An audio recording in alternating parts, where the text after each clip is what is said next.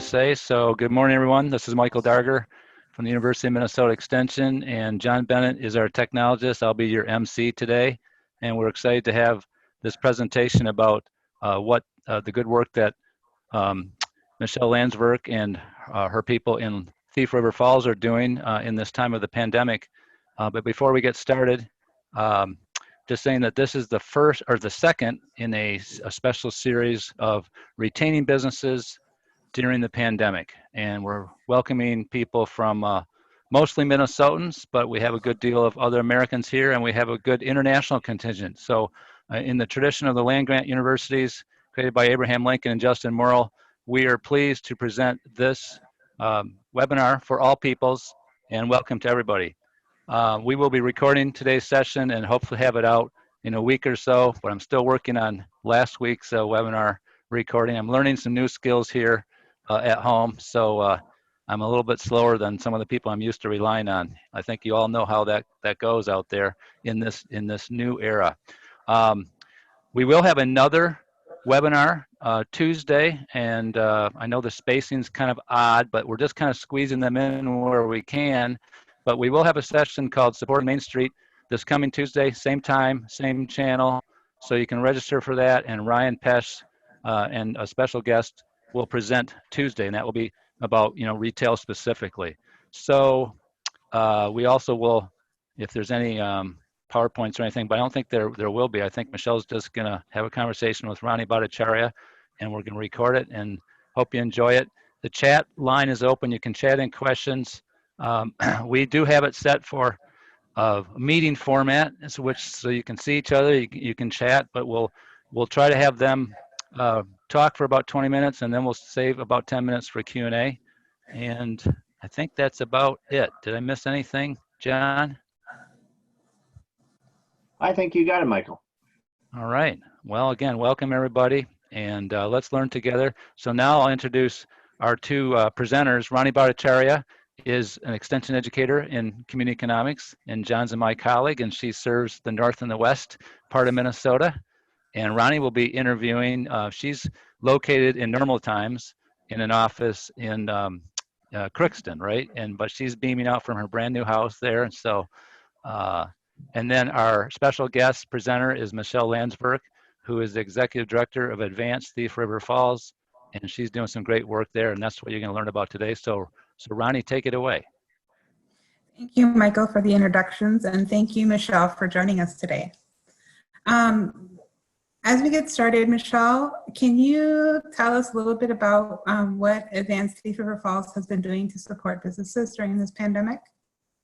Sure, Ronnie, and before I get started, I just want to say thank you to University of Minnesota Extension for all the work that you do, and I think these webinars are just a fantastic way to support all of us as we work with businesses. And hearing about the upcoming webinar on Tuesday with supporting downtown retail businesses, I definitely want to take part in that as well.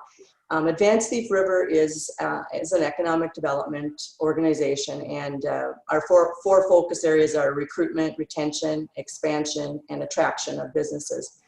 And right now, pretty much all of our attention is on retention. We want to retain our businesses and see them get through this pandemic. I can't use the word unscathed, but see them come through and have the ability to be healthy and continue to grow and have business success. So, looking at, what we could do within the Thief River Falls area to support area businesses. We don't have any loan programs ourselves as an organization. The city does, but finance, of course, is one of the big things that businesses need, or they needed right off the bat as they were closing their doors. And there was just, as you know, it's just been a flood or a barrage of information on the web, on TV, through email, everywhere. So we wanted to create kind of a digital platform or infrastructure to kind of channel information to businesses in a way that made it easier for them to digest, and also for us to have dialogue with them, and also for them to have dialogue with each other. So there were a couple of things that we started on top of our regular, email communication and our website. Those things were already in place, and we are continuing those. But the two new things we did were to establish a private Facebook group and to start having weekly webinars with the business community. So we established both of those. Our local Chamber of Commerce launched a hashtag TRF for Thief River Falls Strong, so TRF Strong. So that's what we call our Facebook group, the TRF Strong Facebook group. We have set it as a private group, so any content and members are only visible to people in the group. We have set eligibility requirements. So you have to be a member, you have to be a business owner, spouse or partner of a business owner, co-owner, or a nonprofit organization, or somebody that's providing direct business support services to businesses. Why Facebook? Well, it's there. The platform is there. It's very easy to get this set up. So we didn't have to pay somebody to build some platform for us. So it's very easy. It's there. And also in our region, there's a lot of people on Facebook. So people have these accounts, and it allowed us to make connections with people and businesses in the area that probably would not have been possible in any other way. So we started that with reaching out to our own network of contacts, and then inviting those businesses to invite others they knew that should be part of the group. So in that fashion, we were able to get in touch with more people. So as we used the group to get information out, we were able to expand our reach. You're probably all familiar with private Facebook groups, but if someone is suggested for membership, the way we've set it up, we have to approve them.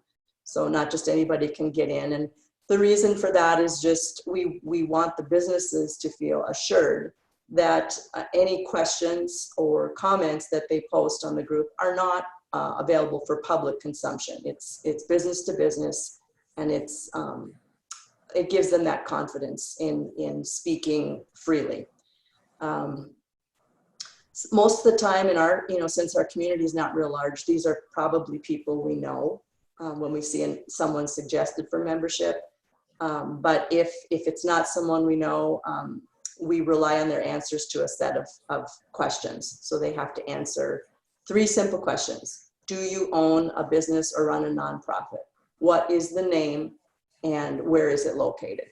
So in that, with those 3 simple questions, we know that it's a business, it's a local business or nonprofit, and it's located in the region. I already said that. So so that's one thing we started was this private Facebook group. In conjunction with that, we also started weekly webinars. So we've had 4 of them now. And after the webinars, we record all of them. So we post the presentations. If there were videos, if there were documents, links to resources that were mentioned on the Facebook group, we post all of those webinar resources on the Facebook group. So the 2 work together very, very well. The top, in terms of the topics we've covered, we started, as I mentioned, with financial resources, because a lot of businesses immediately were impacted financially, and that was the topic we knew that there was the most interest in. So the first one, we talked about the SBA Economic Injury Disaster Loan. We were fortunate to have Twyla Kennedy, who is with the SBA Minnesota District Office. She's the lead economic development specialist there. We also had Kari Howe, with the Department of Employment and Economic Development, talking about the state's emergency loan program. For the second one, we had Congressman Colin Peterson, who was on hand to talk about the CARES Act and how that was progressing. And it was great to have our businesses able to have that dialogue with the congressman, ask questions, express their concerns, and so forth. That same webinar, we also had Twyla Kennedy again with the SBA Minnesota District Office presenting specific information about the Paycheck Protection Program. The third week, we had our city administrator present information on the city's new emergency loan program. This week, we had a couple of marketing professionals that we were able to tap, and they provided information on social media and digital marketing during the crisis. Because we know that's the other piece is, you know, these businesses have ground down, well, to a halt, some of them. And, you know, to have to start the momentum of regaining that traction, it's better if they can keep some customer engagement. So we felt that was a good topic for them. In upcoming sessions, we're looking at how to update your information in Google. I mean, it's a simple thing, but you know, a lot of people, their hours have changed, or how are your customers going to access your business now? So that type of information can be updated in Google, and we want our businesses to understand how to do that. We're also looking at how to create what-if financial projections. So what if I only have 30% of my customers coming in and engaging with my business starting in June? What does that look like? What can I do with my variable expenses? Is there anything I can do in terms of a new revenue stream and creating multiple financial projections? I do see there's a chat question here. Wondering if the business operators have been pretty open on the Facebook group, and if so, what do you think about the management of the page has allowed them to converse frankly? I would say it's growing slowly. We have some engagement of questions being asked. I would say people are getting a little more confident about that. We also, and this is, well, no, it's not getting into one of the next questions. We've also seen some of them engage with private messages. So that maybe they're not willing to put it right on the page. They may private message me, and then we'll have that dialogue that way. Sometimes it progresses to a phone call. Other times, if I see that that is a question one individual had, then I will also post on the Facebook page. If you are a self-employed person and you're wondering about getting unemployment insurance, you know, so maybe I had that question privately, but then I'll post it in a way that it's non-identifiable, but it provides information to the rest of the group. It's a very good question. But we do see that happening a little bit, but I think it may grow over time. Thank you, Michelle. What tools did you use to actually identify the needs of the businesses as you first got started with the Facebook group and the webinars? Okay, that's a really good question. I think, you know, as I mentioned, the Facebook group itself provides a platform for people to ask questions. So that does kind of help us to understand what information are they needing. And so that provides some sense. We also are watching social media and what others are posting maybe elsewhere, and also what we hear anecdotally. We also, our local Chamber of Commerce created a survey instrument early on, right when the first stay-at-home orders came out. And that was sent out, each of us sent it out, and it was completed on March 22. And so that survey instrument told us that 85% of businesses do not have the type of work that allows them to work remotely. Most were still open for business at that time, but some of that has changed since. Certainly there were modifications if they were open. And they're seeing a large negative impact in their sales revenue, and they expect a negative impact over the next 6 months. So that was one of the things we knew. What it kind of showed us some of the things that we needed to pay attention to. Okay. What state,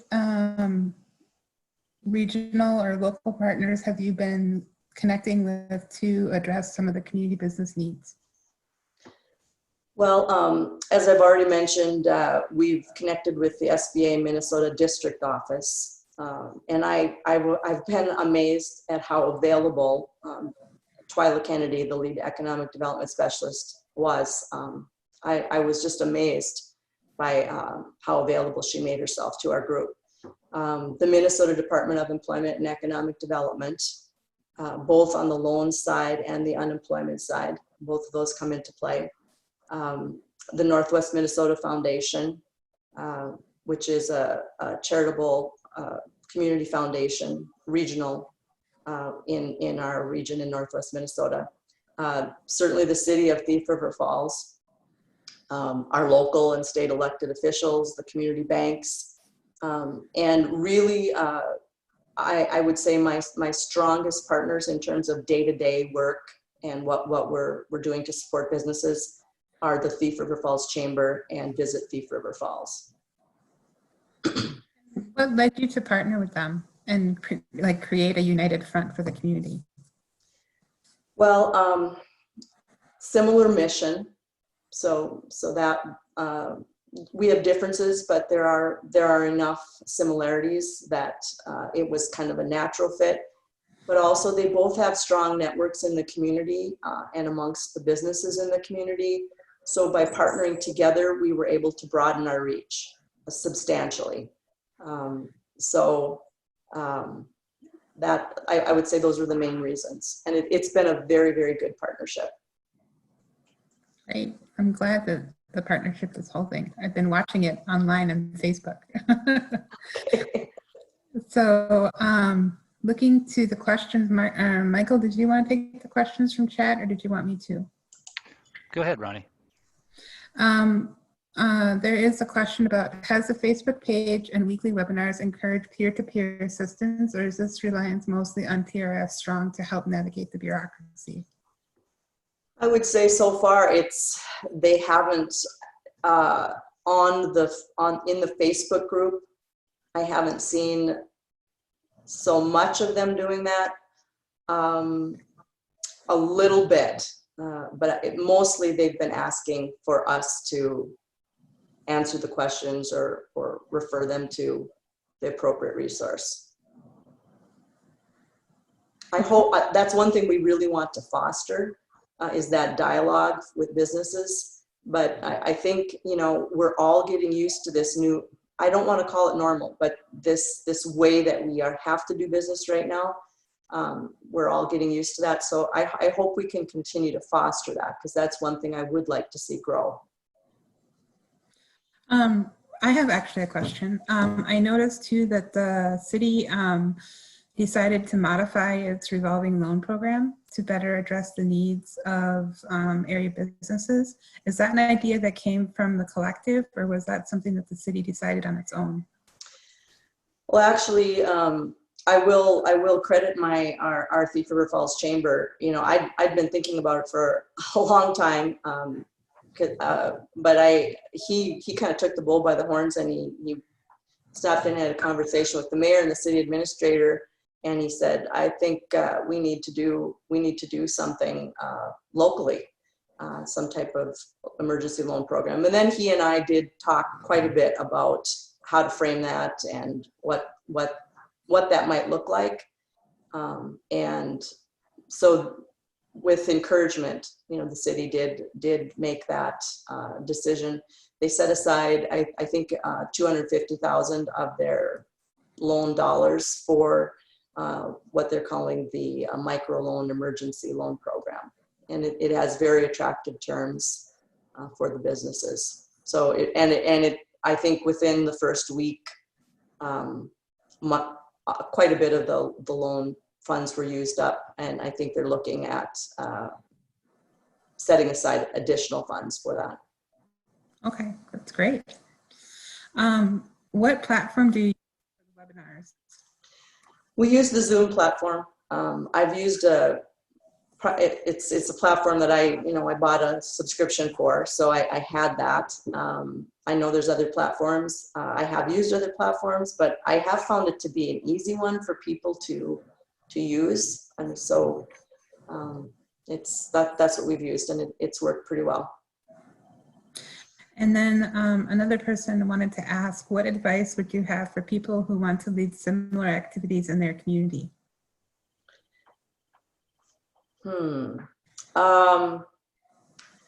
I think, in terms of the Facebook group, I think having it private is important. So setting it up as a closed group. And initially I set it up as also not visible. I changed that to making it visible. So the difference there is, if you haven't set up one of these groups before, a visible group can be found if you search for it. So if you put in the hashtag TRF Strong, that Facebook group will come up, but it will say only members can view the posts. And then people can request to become a member through that feature. Initially, I didn't have it set up that way, but I would recommend that you set it up as visible, but closed or private. In terms of the webinars, I would say, if you set up the Facebook group first, I think it gives you a platform to ask people what they're interested in terms of webinars or information. So you can provide them what they're looking for. So I would do the Facebook group first, and then following closely on that, if you want to do webinars with your local group, you can use the Facebook group to provide guidance on the content.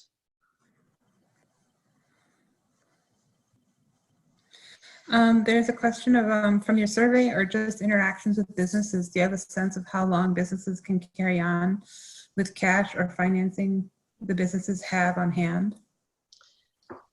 Well, the survey businesses said, that they thought they'd be negatively impacted for 6 months, but that was mid-March, probably. The survey closed on March 22nd, so that's already a long time ago now. And I guess I don't know. I'm very concerned, extremely concerned. I don't know how long they can carry on with the cash they have on hand. I think there's going to have to be a lot of creativity and out of the box thinking for these businesses. How are they going to do business? They're maybe going to have to do business, well, obviously differently, but what does that look like? And not only the continued customer engagement, but the transactional format. How are they going to continue having transactions with customers? Some of them have websites where they can sell online, but many, the majority do not. They may have a website, but they're not selling online, so they don't have that as an immediate avenue. I'll jump in there. This is Michael, and Eric Canada he has the synchronous business retention survey product that many of you know about, but he's leading a national coalition. It's actually international, and they have a dashboard, and I'll find the link and put it in the chat.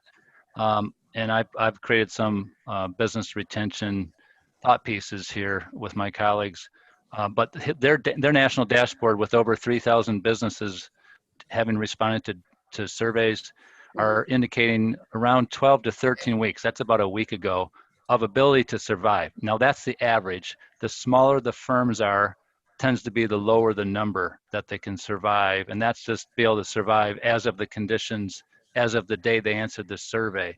So it's an evolving thing, which I think you're kind of alluding to, Michelle. Yeah. And your survey, I think you said, was on March 22nd, which is a month ago.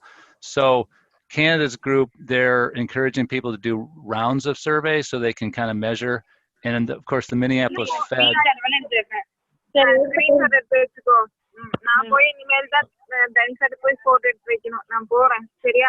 John, you want to mute everybody?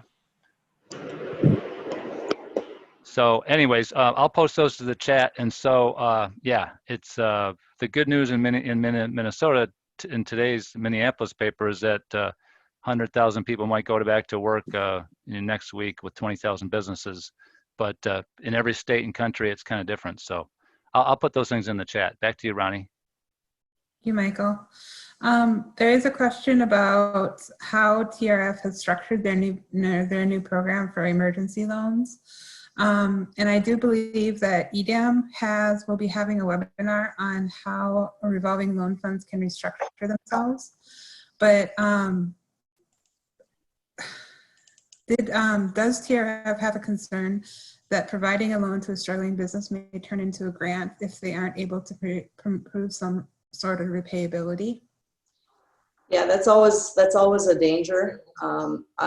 One of the things that the state has is through the Department of Employment and Economic Development is a loan guarantee program, and I believe the city is applying for that loan guarantee program, which would guarantee 80% of the loan.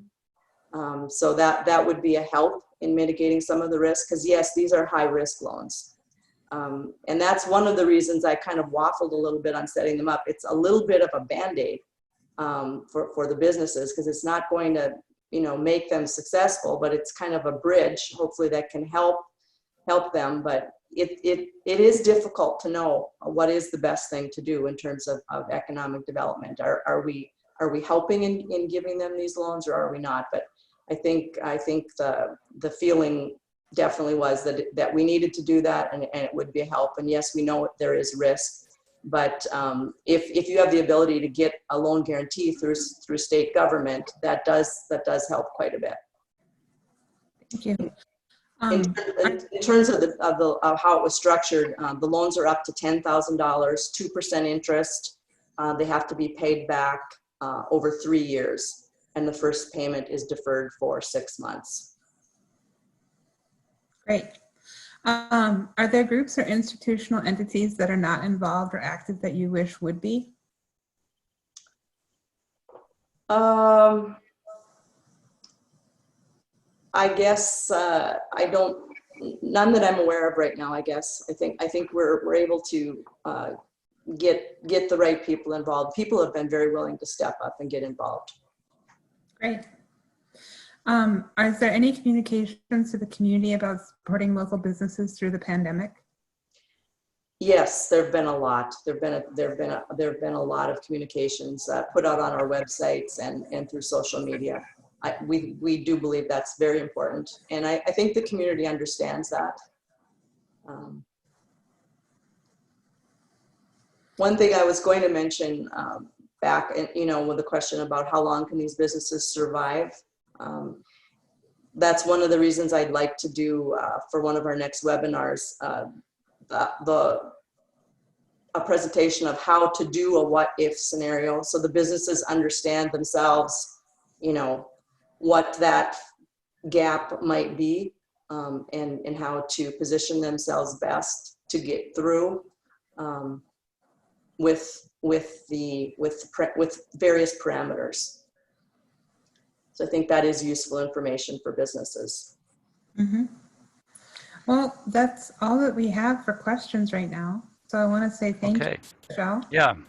Well, thanks, Ronnie and Michelle, for having this conversation. We are recording it, and we'll send it out as soon as we can. But a few things that I learned from this session is the use of Facebook, in particular, private Facebooks, and kind of moderating that, having, since it's a private group, gives you a chance to ensure that the right people are in the group, and then encouraging discussion and private messaging, but also there's webinars and having weekly webinars. It seems like overall, Michelle, that you took a very strong communications approach, and you are taking a communications approach to stay informed and to encourage people in this time, because this really is a time of retaining businesses and retaining our economic, the things that drive our economies while we stay safe.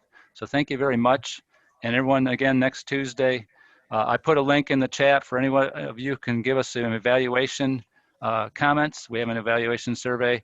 I also put that link to that dashboard in the chat, which is the surveying that people across most of the United States have been doing, and I'll try to look for better links that are more brief links that we'll post to our extension web pages so that we can keep you all informed and you keep us informed too. We are looking for more topics.